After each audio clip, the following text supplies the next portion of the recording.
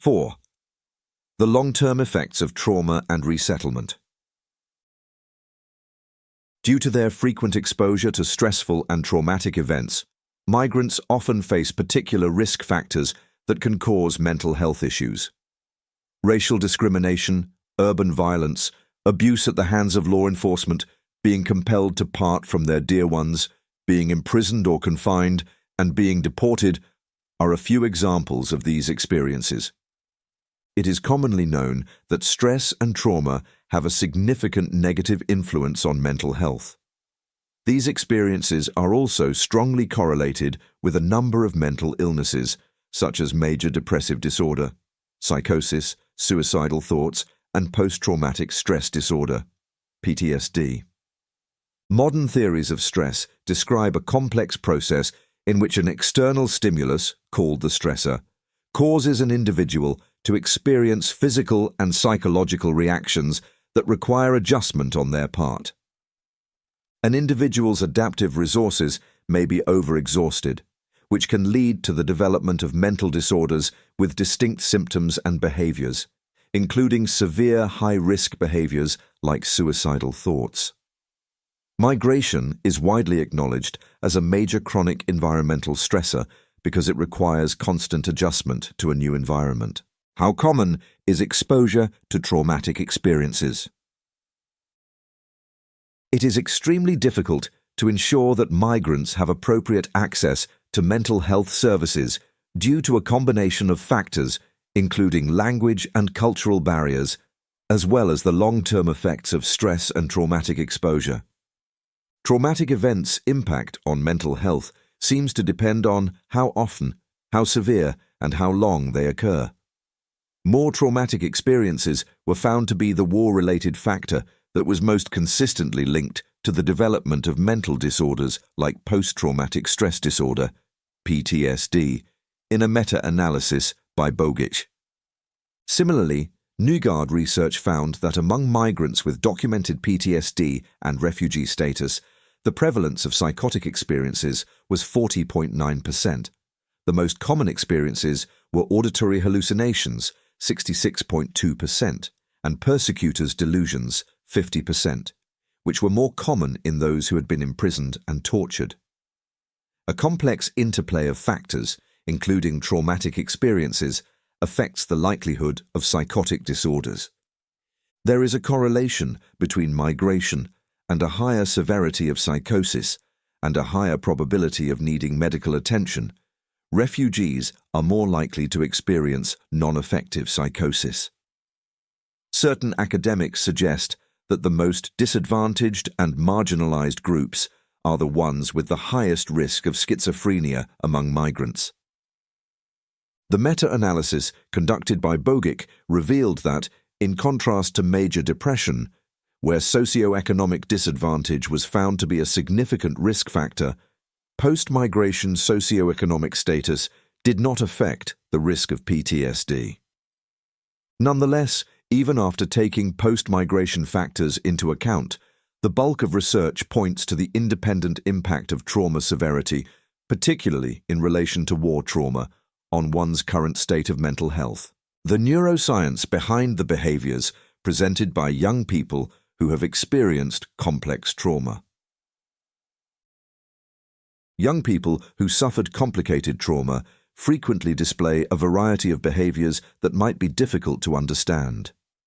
These symptoms, which range from trouble controlling emotions to engaging in risky actions, can be confusing. However, neuroscience provides important insights into why these behaviors occur and how to address them. At the heart of complex trauma is dysregulation in the brain's stress response systems. When young people face prolonged adversity and unpredictability, their brains adjust in ways that prioritize survival. This can lead to increased sensitivity to stresses and difficulty settling down once engaged. Brain imaging studies have revealed changes in regions involved with emotion regulation, such as the amygdala and prefrontal cortex, which can lead to heightened emotional reactions and impulsivity. Lee et al. 2020. Furthermore, the effects of complex trauma go beyond emotional dysregulation to alter cognitive performance. Attention, memory, and decision-making areas of the brain may be damaged, making it harder to focus, learn, and solve problems. These cognitive deficiencies can exacerbate academic difficulties and prevent the development of efficient coping skills. In addition to changes in brain structure and function, complicated trauma can have an impact on the brain's neurochemical balance. Dysregulation of neurotransmitters such as serotonin and dopamine, which play critical roles in mood regulation and reward processing, can contribute to depression, anxiety, and substance use disorders, all of which are common in young people with trauma histories. Moreover, the interpersonal nature of complex trauma can shape the development of neural circuits involved in social processing and attachment. Young individuals who have experienced chronic maltreatment or disrupted caregiving may exhibit difficulties in forming trusting relationships and regulating social behaviors. This can manifest as withdrawal or aggression and may contribute to challenges in forming healthy connections with peers and adults. Understanding the brain behind these behaviors is essential for creating effective therapies. Trauma-informed techniques that prioritize safety, trust, and empowerment can aid in regulating dysregulated stress response systems and promoting recovery. We can promote neuroplasticity and help young people overcome the impacts of complicated trauma by creating environments that are rich in supportive connections, predictable routines, and opportunities for skill development. Resilience and the brain. Resilience is a crucial aspect of a young refugee's journey, and its connection to the brain offers profound insights into their ability to adapt and thrive despite adversity. When we look at the neuroscience of resilience in young refugees, we uncover a fascinating interplay between brain structures and functions that underpin their ability to bounce back from traumatic experiences. The availability of supportive relationships and social networks is crucial in building resilience in young migrants. Positive social interactions increase the brain's social circuits, which include areas responsible for empathy, trust, and attachment. Strong social relationships trigger the brain's reward pathways, producing neurotransmitters such as oxytocin and dopamine, which increase emotions of safety, belonging, and well-being. In addition to social support, engaging in meaningful activities and opportunities for mastery helps young refugees develop resilience. Participating in education, athletics, or artistic activities activates brain regions responsible for motivation, learning, and self-esteem. These activities instill a feeling of purpose and success in young refugees, giving them confidence in their capacity to overcome obstacles and achieve their goals. The concept of resilience, rooted in the intricate workings of the hypothalamic pituitary adrenal (HPA) axis, underscores the body's ability to rebound from stress. When faced with stressors, the hypothalamus initiates a cascade of hormonal responses, starting with corticotropin-releasing hormone, CRH, followed by adrenocorticotropic hormone, ACTH, from the pituitary gland, ultimately leading to cortisol production by the adrenal glands. This cortisol release plays a pivotal role in managing stress, bolstering resilience, and maintaining homeostasis. Notably, glucocorticoids, including cortisol, act through negative feedback mechanisms to regulate the hyperactivity of the HPA axis. Additionally, testosterone and dehydroepiandrosterone, DHEA, emerge as significant contributors to resilience. Research suggests that elevated testosterone levels may correlate with heightened resilience to stress, attributed partly to testosterone's enhancement of neural plasticity, facilitating the brain's adaptability in response to new experiences.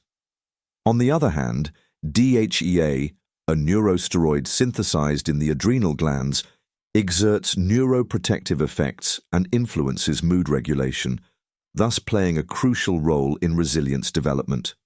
Moreover, neuropeptide Y, NPY, a neurotransmitter, emerges as a key player in resilience by modulating the stress response and fostering emotional stability. Elevated NPY levels have been associated with increased resilience to stress and improved emotional regulation. Genetic factors, including specific single nucleotide polymorphisms, SNPs, and allele variants, further shape resilience, impacting neurotransmitter function and stress regulation pathways like FKBP5, ADCY-AP1R1, CRHR1, 5-HTTLRP, and NPY. Recent studies delve into the intricate involvement of various brain cell phenotypes in stress vulnerability and resilience. Certain cell types, such as astrocytes and microglia, exhibit polarization toward pro-inflammatory, M1, or anti-inflammatory, M2 phenotypes, influencing susceptibility to stress and resilience, respectively. Resilient individuals demonstrate efficient regulation of the HPA axis, facilitating a swift return to baseline post-stressor and preventing prolonged exposure to stress hormones. Chronic stress, conversely, can diminish serotonin and dopamine levels, potentially leading to mood disorders. Resilient individuals exhibit robust serotonin signaling and higher dopamine levels, along with enhanced prefrontal cortex, PFC activity, aiding emotion regulation and adaptive decision-making. Furthermore, resilient individuals exhibit lower amygdala reactivity, suggesting enhanced modulation of emotional responses to stressors. Mental health and well-being significantly hinge on these neurobiological adaptations, supporting emotional control and adaptive decision-making. Resilience also emerges as a product of the psychosocial environment, with early life adversity often equipping individuals with coping skills necessary for adult challenges. Techniques such as neurofeedback and cognitive behavioral interventions harness neuroplasticity to promote adaptive thinking patterns and rewire neural pathways against stressors. By understanding the link between resilience and the brain, we can tailor interventions and support services to promote the neurodevelopmental processes that facilitate resilience in young refugees. Trauma-informed practices that emphasize the importance of safety, empowerment, and positive relationships can nurture resilience and facilitate the healing process, ultimately empowering young refugees to build brighter futures despite the difficulties they have endured. https://youtube.com watch Infu 187 HJ7 2BF Go. Signs of distress. Migration is a human journey that has a substantial impact on people's health and has become a critical public health issue that requires attention. High emotional stress levels are associated with migration, and this stress can have negative effects on one's physical and mental well-being. It is divided into distinct phases, each of which is shaped by different factors that affect how migrants' health turns out. Pre-migration variables that impact an individual's health include personal exposure to conflicts or human rights violations, environmental policies, and epidemiological profiles of the place of origin. Health outcomes are primarily influenced by factors related to the length, circumstances, and conditions of the migration phase itself. The destination country's migration policies, the accessibility of health systems, and the cultural and linguistic sensitivity of medical personnel all have a substantial impact on the health of migrants during the arrival phase. Examining the prevalent mental health conditions among refugees reveals a multifaceted landscape influenced by various factors. An inability to secure refugee status, for instance, significantly heightens the severity of mental health symptoms due to lack of recognition by foreign governments. Displaced individuals commonly exhibit a spectrum of mental health disorder symptoms, ranging from nightmares and flashbacks to aggression, irritability, and suicidal thoughts. Additionally, they may resort to withdrawing from social interactions or turning to substances as coping mechanisms. In providing mental health care to refugees, we must consider the traumas endured before and during displacement, alongside other illnesses that may exacerbate symptoms. Moreover, accumulating traumatic experiences often correlates with heightened symptom severity. Particular types of traumatic stress, such as torture, can lead to more severe mental health issues, necessitating specialized assessment and treatment. Interestingly, older adults find the trauma of displacement equally unsettling as young or working-age adults. Common mental health conditions observed among refugees include post-traumatic stress disorder, PTSD, anxiety, depression, obsessive-compulsive disorder, OCD, substance use disorder, grief, alienation, and chronic stress. These conditions underscore the profound impact of displacement and trauma on mental well-being. Efforts to address mental health needs among refugees are hindered by various challenges, including lack of awareness of treatment options, navigating unfamiliar treatment systems, language barriers, and mistrust of authority figures.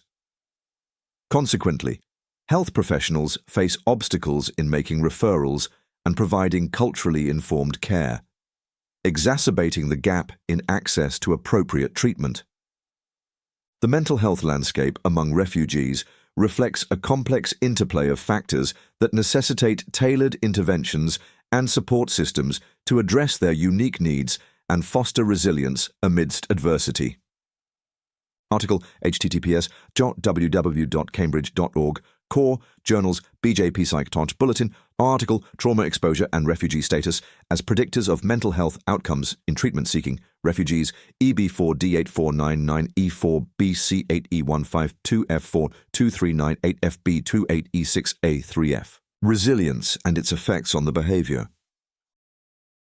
Although not all young migrants will fit this description, young refugees are frequently thought of as a particularly vulnerable demographic because of the psychological traumatic experiences and other difficulties they face as they flee from their home country to their final destination.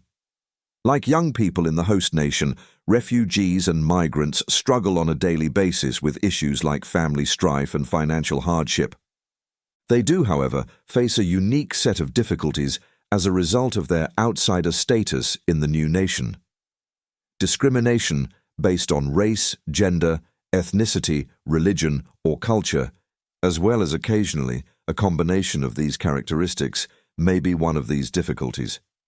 Young migrants and refugees need resilience to help them deal with the stress that comes with being outsiders and all the associated difficulties, because resilience enables people to continue functioning even in the face of hardship. They can use their coping skills and inner resilience to overcome more difficult obstacles and successfully face difficulties, control feelings of alienation, and progressively adapt to their new surroundings. Youth resilience can be strengthened by fostering additional resilience strategies that help in integration, by adjusting to and assimilating into the new culture and youth life in the host country, and by receiving support from family or the community. For young people who have run away or migrated, resilience is a crucial resource that can help them rebuild their social networks, adjust to new situations, and navigate foreign cultures and languages. This is especially important while they move through critical developmental phases, when the stress of resettlement is combined with a variety of biological, cognitive, and psychological changes. Alcohol and drugs. There's a significant gap in understanding and addressing substance use issues within refugee populations, especially in low-resource settings. Despite the clear evidence of substance use being a public health concern among refugees, there's limited information on the effectiveness of prevention and treatment strategies tailored to their needs.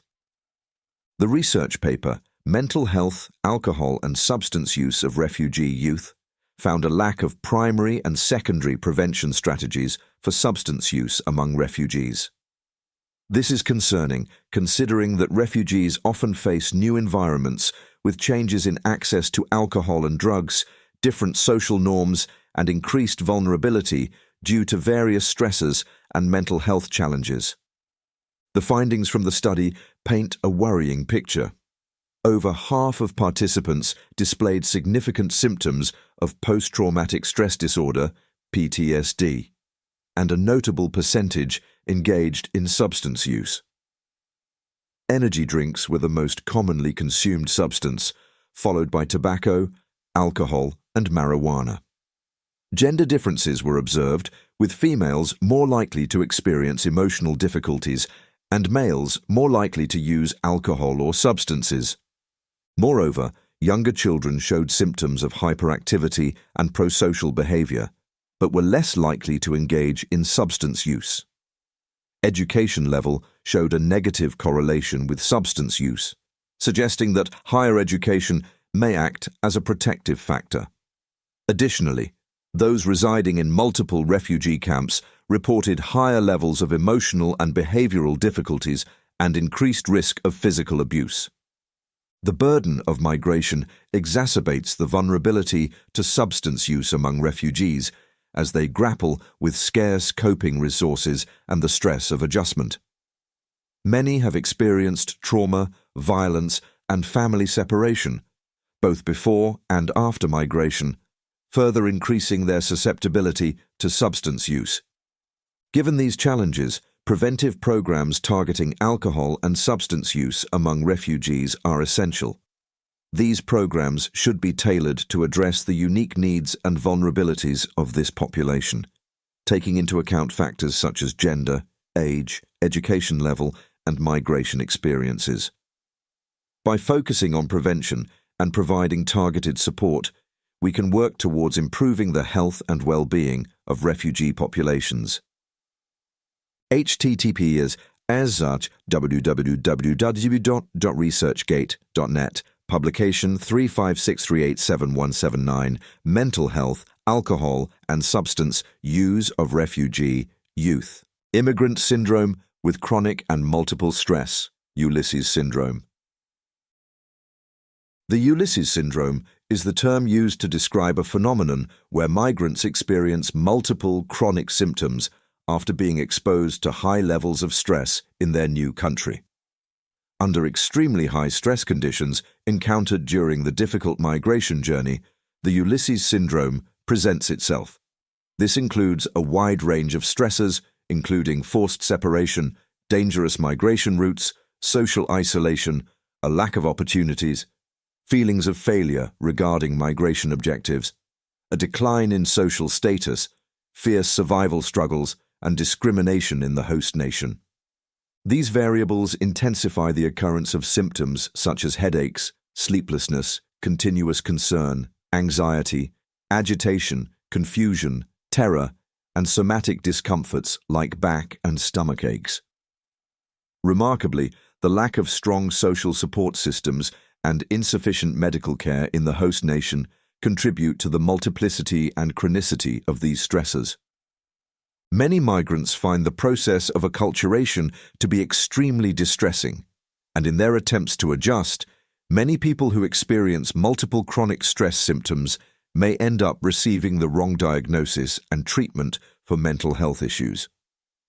These symptoms are signs of depression and other mental illnesses, rather than adaptive responses to the difficulties faced in the new country. Furthermore, many migrants in today's world are stigmatized merely for having unique cultural characteristics from their native countries. This demonstrates how the prevalent Western medical system has failed to recognize the structural or culturally particular difficulties that these people face. Emotional acculturation. Emotional acculturation refers to the psychological process through which people adapt to the emotional norms, values, and expressions of a new cultural environment. For migrants, particularly those undergoing significant cultural transitions, emotional acculturation plays a big role in shaping their mental well-being and resilience. Migrants often encounter a multitude of challenges as they navigate unfamiliar cultural landscapes, including differences in social norms, communication styles, and emotional expression. The process of emotional acculturation involves learning to understand and regulate emotions in accordance with the expectations of the host culture while maintaining aspects of their own cultural identity. Resilience, the ability to bounce back from adversity, is connected with emotional acculturation among migrants. Successfully navigating the emotional challenges of acculturation can enhance migrants' resilience by equipping them with adaptive coping strategies and strengthening their sense of self-efficacy. However, the process of emotional acculturation is not without its complexities and potential stresses. Migrants may experience acculturative stress, stemming from the tension between their cultural heritage and the demands of the new cultural context. This stress can manifest in various forms, including feelings of alienation, identity confusion, and psychological distress. Despite these challenges, emotional acculturation offers opportunities for personal growth and adaptation. By embracing the diversity of emotional experiences inherent in the acculturation process, migrants can cultivate resilience and forge connections with both their cultural heritage and their new environment. Moreover, fostering a supportive social network and accessing culturally sensitive mental health services can facilitate the emotional acculturation process and promote resilience among migrants. By recognizing and validating the emotional experiences of migrants, communities and service providers can contribute to their overall well-being and successful integration into their new cultural context. Exercise to foster understanding and adaptation of emotional expressions in the host culture while preserving cultural identity among refugees. It can be worked in groups or as a self-reflection exercise. Step 1. Form groups. Encourage each participant to share a personal experience related to emotions in their native culture and one related to emotions in the host culture. Step 2. After sharing experiences, facilitate a discussion within each group, comparing and contrasting emotional expressions in their native culture with those in the host culture. Step 3. Ask each group to brainstorm a list of emotional expressions commonly valued in their native culture and another list for the host culture. Step 4. The last step is brainstorming actionable ways they can take to adapt to the emotional norms of the host culture while staying true to their cultural identity. Social exclusion. Ensuring the integration of refugees into the societies where they seek asylum is crucial for rebuilding their lives effectively. Integration encompasses various aspects, such as equal rights, forming connections within the community, accessing local opportunities like employment and education, and utilizing essential services such as housing and healthcare. By fostering social inclusion, refugees can actively participate in their communities, contributing to the promotion of peaceful coexistence. Achieving social inclusion requires fostering solidarity and recognizing our shared humanity. However, it can be challenging in societies that resist cultural, religious, or ethnic diversity.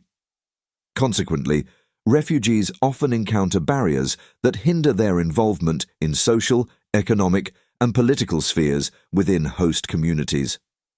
Refugees frequently face discrimination in their host countries, rooted in prejudices surrounding ethnicity, religion, income, language, and perceived differences. Such biases fuel narratives depicting refugees and migrants as threats to local culture, economy, and security, leading to their social exclusion and sometimes even violence. Disturbingly, the COVID-19 pandemic has seen a rise in assaults and hate speech directed towards refugees. exacerbating their vulnerabilities. One significant obstacle to refugee integration is the difficulty in accessing employment opportunities. Although the right to work is enshrined in the 1951 Refugee Convention, many member states do not fully recognize refugees' employment rights or provide adequate labor protections. Even in countries where refugees are granted the right to work, they often face restrictive conditions. Moreover, limited access to financial services, such as the inability to open bank accounts, further impedes their economic stability, making it challenging to save, borrow money, or establish businesses. The economic hardships faced by refugees have been exacerbated by the economic downturn resulting from the COVID-19 pandemic. Tools for managing and facing traumatic experiences. Trauma, including post-traumatic stress disorder, PTSD, can cause major disruptions in life and present unforeseen difficulties. Unexpected intrusive thoughts and flashbacks can occur, making it difficult to go about daily tasks. Avoiding triggers, whether they be people, places, or situations, can provide momentary solace, but doing so exclusively can make the issue worse. Avoiding these symptoms completely is not realistic, and trying to do so could result in lost opportunities, increased anxiety, or a feeling that the trauma from the past is limiting you. Furthermore, relying only on one coping mechanism could be insufficient because it might not always bring about relief. Rather, it's helpful to develop a range of coping strategies to deal with the debilitating impacts of trauma. Therefore, here are a few different coping strategies you, or the young refugees you work with, can use. Spend 12 seconds thinking positively. Take a 12-second break and focus on something uplifting, like a lovely scene or a thoughtful gesture. Observe how it affects your emotions and body. Good experiences can take the place of stress and fear-based thinking, which can help with coping and build resilience. Make use of a weighted blanket. Weighted blankets can help people who are suffering from PTSD symptoms, high anxiety, or sleep disturbances. These blankets mimic the feeling of being hugged or held tightly, and they can reduce anxiety and enhance the quality of sleep. Laughter. It's becoming more widely acknowledged that laughter has therapeutic benefits that include lowering stress and strengthening the immune system. Laugh more often by spending time with people who can make you laugh or by watching funny videos. Check your experience. Acknowledge that your experiences are real and that you are not to blame for having PTSD or experiencing traumatic stress. Remind yourself that your experiences are typical reactions to unusual situations. Self-validation is essential for recovery, even in the face of difficult experience such as fleeing. Take deep breaths practically. One easily available technique that can be used anywhere at any time is deep breathing. Breathe in through your nose and out through your pursed lips or your nose for a longer period of time than you inhaled. 4 counts of inhalation, 2 counts of holding, and 6 to 8 counts of exhalation. This triggers the area of your nervous system that is in charge of calming the body, promoting better thought processes, and helping you come back to the present. https://www.youtube.com watch.v ZUFPZ1KODLC. Try using all 5 senses. 5, 4, 3, 2, 1. Identify 5 things that you can sense with your skin, taste, smell, hear, and see to activate your senses. Reduce the count for each sense one at a time. To refocus your attention outside yourself and stay rooted in the present, pay close attention to particular details. https://www.youtube.com watch v Krobi 30v May 114. The window of tolerance.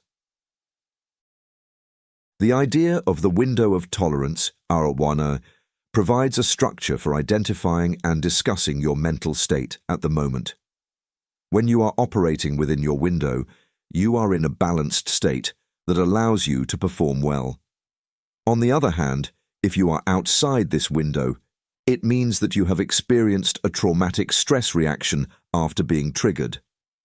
At first, your window may be small, indicating a restricted capacity to absorb and regain equilibrium when confronted with difficult information or flashbacks to traumatic experiences. Numerous symptoms, such as flashbacks, intrusive thoughts, elevated anxiety, emotional shutdown, panic attacks, or dissociation, may appear from this. Your window opens up as you learn coping mechanisms, improving your ability to handle increasingly difficult feelings, facts, and bodily experiences. Being within your window means being mindful of your immediate environment, your senses, and your emotions without becoming overwhelmed. This requires the capacity for simultaneous thought and feeling. Understanding both good and bad states gives you the ability to recognize and use strategies to stay in your zone of comfort or, in the event that you need to leave it, to get back in. Giving others a sense of your window size, triggers, and coping techniques helps you set reasonable expectations for yourself and learn how to maintain your focus and presence. https youtube.com/watch VSU PTD XXJF4 5 Building Resilience.